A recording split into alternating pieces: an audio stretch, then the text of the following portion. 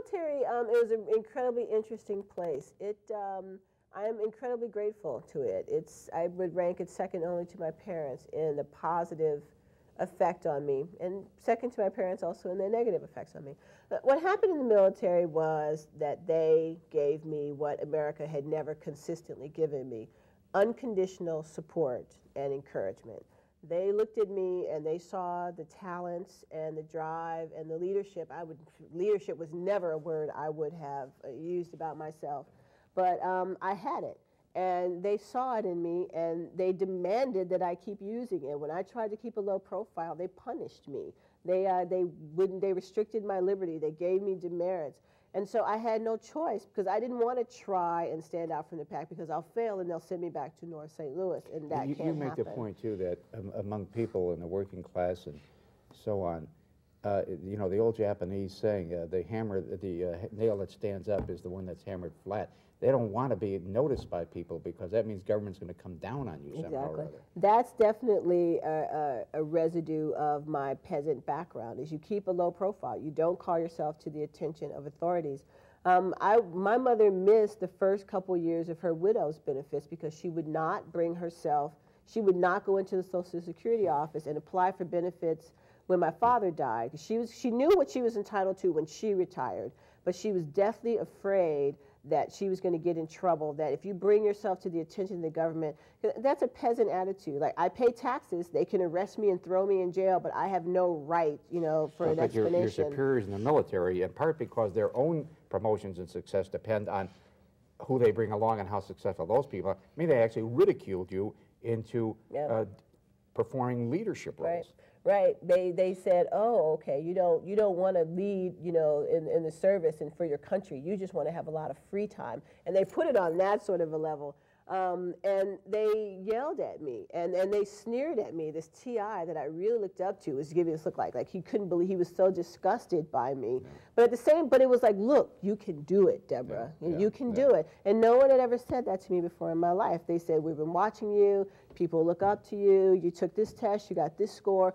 And so they mixed it, the encouragement and the punishment, with quantification. They quantified everything. Who could fold the most socks? Who could make the 45-degree sharpest horizontal angle on the hospital corners? They found a way to quantify things, and I could just say, well, okay, I did get the highest score, you know, and I think, to your surprise, if I understand it correctly, you found that the people with whom you were competing, white and black alike, and let's face it, a lot of them were white, were themselves very supportive of you. Very supportive. Well, first of all, they were also almost entirely working class or lower middle class. So the whole class thing just ceased to apply in the military. That anybody with a pedigree would have been weird. Somebody from until you get into, even in the officer rank, most people are lower middle class, middle at best. You get a few legacies, admirals' kids, but they're in a whole different category. So class is just a non-issue anymore. Everybody's from, you know, because rich kids don't join. And because there is such a spirit of competitiveness in the military, you can choose to compete or not, as long as you meet the minimum requirements.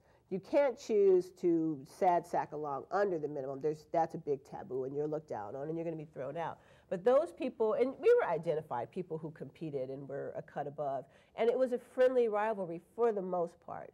And people really encouraged each other, because there's a real ethos of good sportsmanship and not quibbling. I mean, you would get demerits when I became an officer in officer training school. There was a specific category of demerits called quibbling. You know, and if you got in trouble for something, or if somebody beat you in something, and you were like, well, but the professor liked her better or whatever. No, it's quibbling. And so there was a real ethos of sort of good sportsmanship and taking it like a man. And if somebody beat you at something, you're supposed to walk over.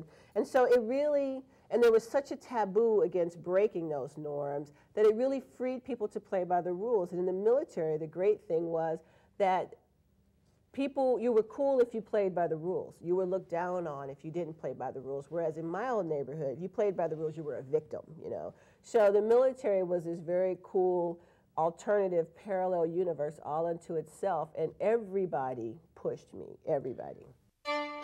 This excerpt is brought to you by the Massachusetts School of Law, the leader of reform in legal education and a leader in multimedia education for the public. To view the full interview and for a full listing of MSL's programs, log on to mslaw.edu.